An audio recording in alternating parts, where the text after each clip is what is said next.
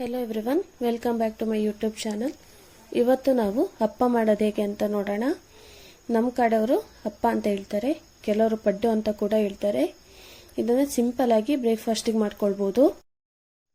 ಮೊದಲು ಒಂದು ಜಾರಿಗೆ 1 ಕಪ್ ಆಗೋಷ್ಟು ಸೌತೆಕಾಯಿ, ಅದನ್ನು ಸಿಪ್ಪೆ ತೆಗೆದು ತೆರಳು ತೆಗೆದಿಟ್ಕೊಂಡಿದ್ದೀನಿ. ಮತ್ತು 1 ಕಪ್ ಆಗೋಷ್ಟು ರಾತ್ರಿ ನೆನೆಸಿಟ್ಟಿರೋ ಬೆಳ್ತಿಗೆ ಅಕ್ಕಿ, ಮತ್ತು 1 ಕಪ್ ಆಗೋಷ್ಟು ತೆಂಗಿನಕಾಯಿ ತುರಿ, ಮತ್ತು ರುಚಿಗೆ ತಕ್ಕಷ್ಟು ಉಪ್ಪು ಹಾಕ್ಕೊಂಡು ರುಬ್ಕೊಳ್ಬೇಕು.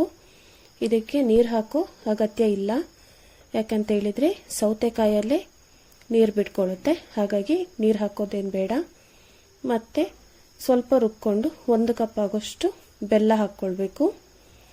ನಂತರ ಮತ್ತೆ ರುಬ್ಕೊಳ್ಬೇಕು. ನೆಕ್ಸ್ಟ್ ಹಿಟ್ಟನ್ನ ಒಂದು ಪಾತ್ರೆಗೆ ಹಾಕ್ಕೊಂಡು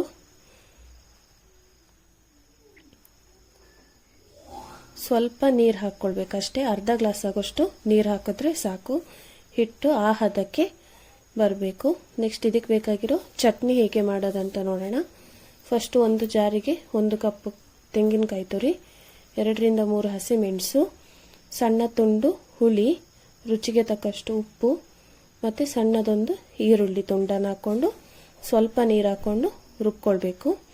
ಇದು ಚಟ್ನಿನ ನುಣ್ಣಗೆ ರುಬ್ಕೊಳ್ಬಾರ್ದು. ನೆಕ್ಸ್ಟು ಅಪ್ಪ ಕಾವಲಿಗೆ ಹಿಟ್ಟು ಇಕ್ಕೊಳ್ಬೇಕು. ಈ ರೀತಿ ಅದು 2 ಕಡೆ ಕಾಯಬೇಕು ಚೆನ್ನಾಗಿ. ಒಂದು ಸೈಡ್ ಕಾದ ಕೂಡಲೇ ತಿರುಗಾಕೊಳ್ಬೇಕು. ಈ ವಿಡಿಯೋ ಯಾರಿಗೆಲ್ಲ ಇಷ್ಟ ಆಯಿತು ಲೈಕ್ ಮಾಡಿ.